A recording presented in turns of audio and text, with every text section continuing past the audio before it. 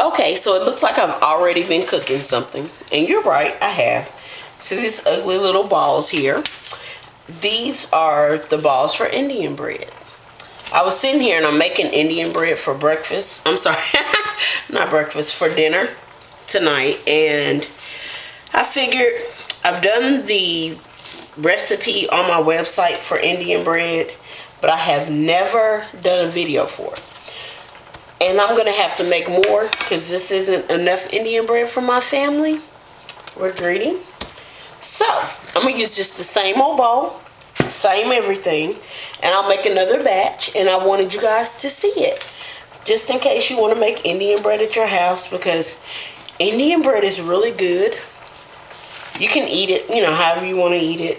Eat it as a dessert, eat it for breakfast, or eat it for dinner like we're doing tonight. So, let me go ahead and grab my ingredients and I'll be right back. Okay, so, like I said, I'm going to use the same bowl because this is what I was already working in and this is one of those spare the moment things. I'll go ahead and get started. You're going to need flour, salt, baking powder, and warm water. That's it. Really simple. Oh. So, first you're going to add 3 cups of all-purpose flour. That's what I use all-purpose flour for everything. You could probably use something else, but this is what I use. And I've been making Indian bread for a long time. So you know how it is, you get stuck in your ways. So 3 cups of flour. And like I said, I'm working with what I got. I still got my balls sitting here. I'm going to just take and mix this up a little. And you could probably sift this and make your life so much easier. But it's not necessary. It's not a perfect dish, okay? So, grab a half a teaspoon of salt.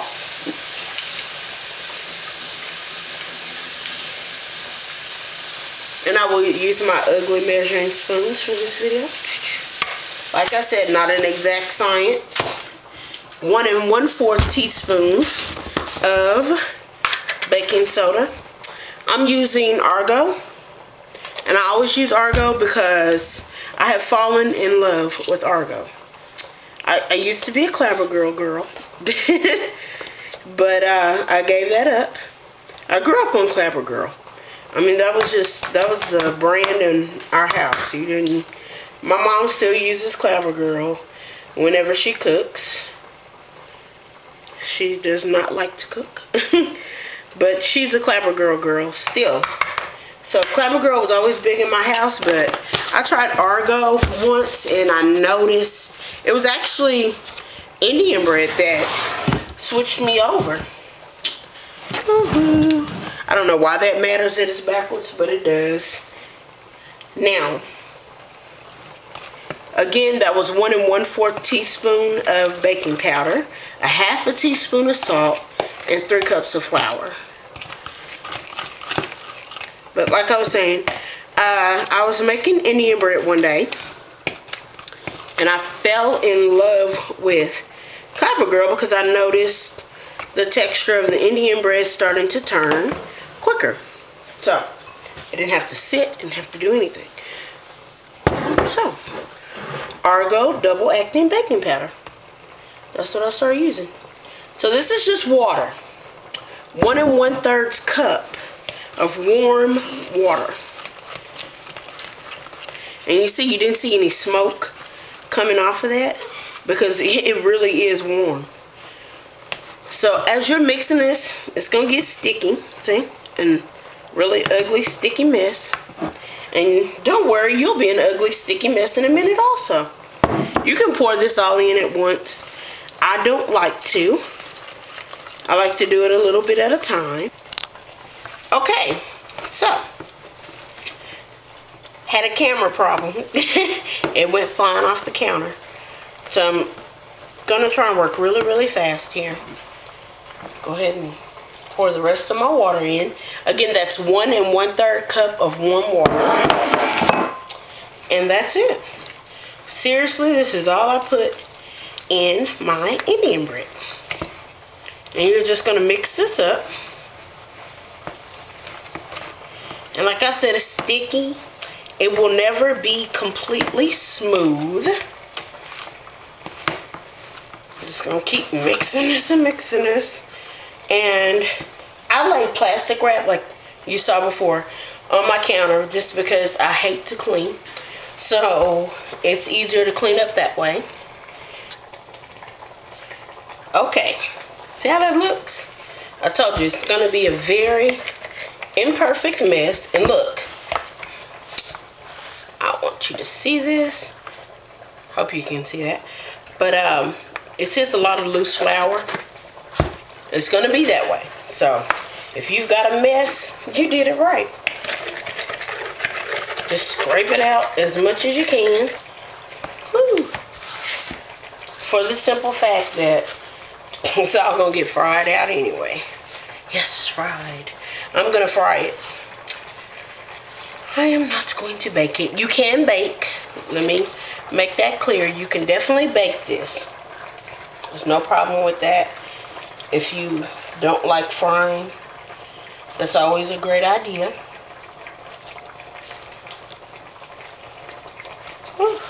And watch out, because sometimes it's a little sticky. Just pick up some of that flour and mash it on there. It's the only way you're going to keep from getting your fingers to stick to it. See how it pulls that flour right on up? You can put a little more flour on here, but I would not advise it. And the reason why I don't advise it is because you end up with hard pieces. Then you really think you did something wrong. So, just use the glob to soak up flour where you can. Oh, light. Didn't realize I was over here working in the dark. Okay. So it's starting to look a little bit smoother. And notice I haven't done anything to it. I'm now going to mash it. Kind of, I guess people say it's kneading. And this plastic moves. Don't worry about that either.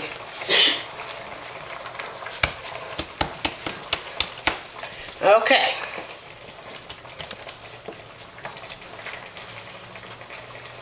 And I'm trying to move kind of fast because I am cooking my meat over here. You can probably hear it. But I'll just start doing these into very odd looking pieces. And I'll roll each piece into that flour. Try to get it into a ball. Then once I have all the balls together, I will take these and mash them. Okay, so now it is time to sprinkle. A piece of wax paper is what I'm using this time. But you can sprinkle a little piece of wax paper with flour. I still have extra flour too because you're going to need that. I still have all my little dough balls. Don't turn on the flour. I still have all my little dough balls over here. And they're not perfect, won't be perfect. Don't worry about perfect. Just going to lay them in the flour and just mash them for your first go around. And you'll know exactly what I mean in a minute when I say your first go around. Because you're going to shake off that excess flour. Because believe me, as soon as you touch them, this stuff will stick to you. It loves heat. So,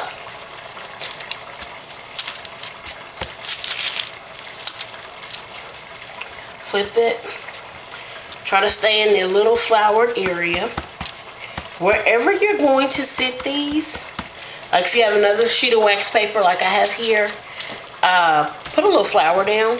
Or, and I did this so you guys can see the importance of the flour. See this? Looks beautiful, right? Aha! Look at that. Won't go anywhere. That's because I didn't put flour there, but I did that so you guys can see. And, you know, sometimes people have to learn the hard way. So, this is me teaching you the hard way without it having to be hard on you. So, when you mash, try to mash from the middle going outward, like that. And it doesn't matter that it's nice and flat like this because, and you can just lay that over there in the flour, because It's gonna puff up when you fry it or you bake it, whichever one you want to do. If you're gonna bake at 350. That's just a common something to bake it on until it's done. And you can flip it over. You don't have to. You can flip it over, but I would say maybe about 12 minutes in, go check it out and see what it's looking like, because I like to fry it because it only takes a few minutes to go ahead and fry it. So I'm gonna go ahead and mash a bunch of these out. Okay, so I have them all mashed out, and as you can see, they're not perfectly round, they're not perfectly anything, okay? So we've got our hot grease here, and I'm gonna just like frying chicken or anything else that you fry. Just lay them in there. It's gonna be like having, and I'm making a mess of this flour again, but it's gonna be like having a tostada. Just gonna taste a lot better.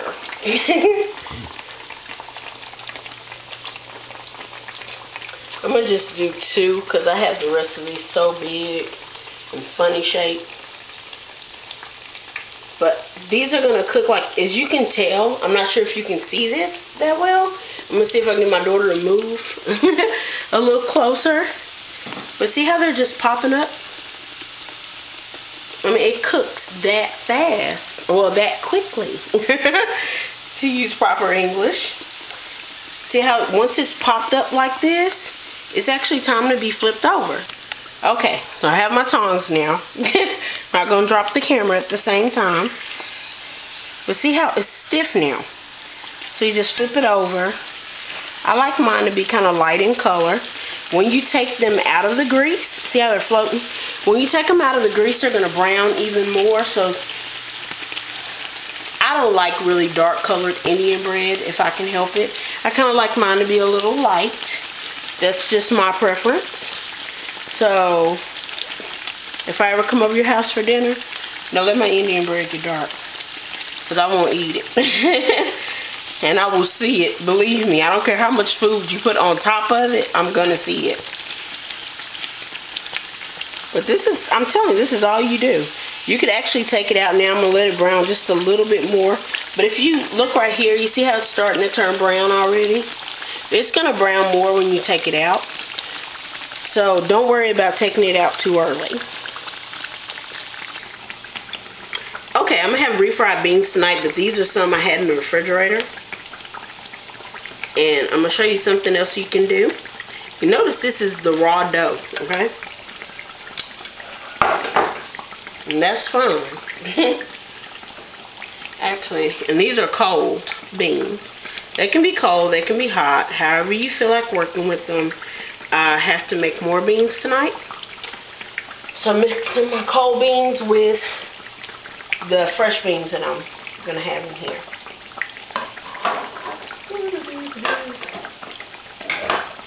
Okay. I'm not gonna leave you hanging, I promise. Now I'm about to add a little meat. Just a little of my taco meat in here. And next up is going to be the fried cheese. I wish. I love fried cheese. Okay. I love fried anything. That is probably the biggest part of my problem. But cheese especially. I'm going to put a little cheese on here. Well, in here, actually.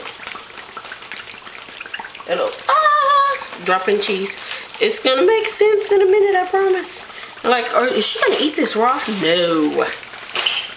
I actually do this when I make pupusas, which is, to me, the dough is quite similar to that of Indian bread. Very, very similar when you're making it. I mean, same ingredients. So, same ingredients. Basically the same measurements too, come to think of it. But see how I'm doing this? Not perfect, really ugly. You can make it all cute if you want to and make the little designs on the edge, but like I said, no time for cute, just time for cooking. But see that?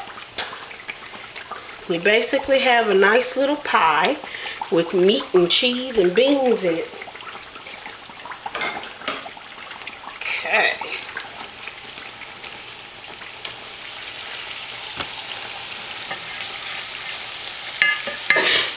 And these are about ready to come off, so I'm gonna get ready to get these off. I'm gonna grab my platter here.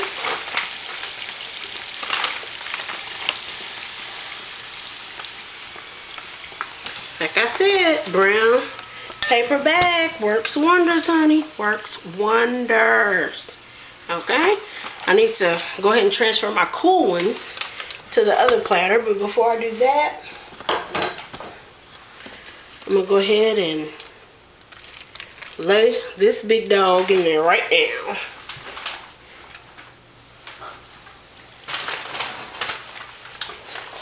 And you just fry it, just like that.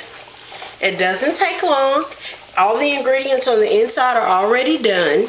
The dough will puff up and it will fry and it will be delicious, just like as if you would have left it flat.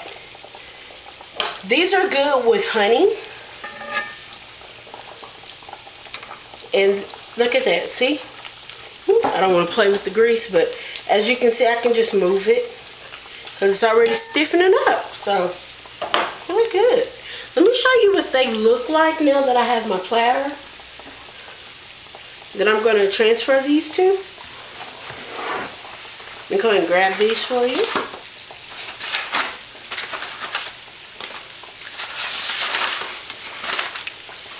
Ouch!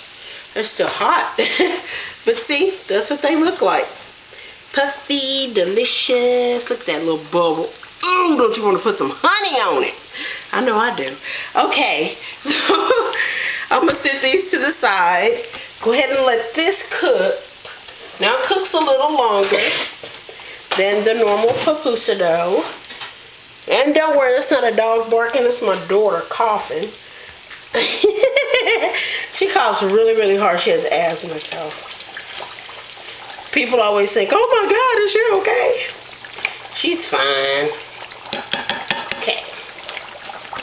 So, you see how it started browning here? So just flip it over. By the time this one is done, that one is done. So if you want to fry one of these along with that to help you kind of gauge when it's ready, you can. The best way to serve the pocket ones, shoots, even the other ones, make like a little queso sauce on the side to dip it into. So good. But these are good for like little parties. You can make them smaller and have it more of an appetizer style thing. However you want to do it. Really easy. So, I don't make another 30-minute video. I'm going to go ahead and cut out and I'll be back when it's ready. Okay, see, voila, it's done.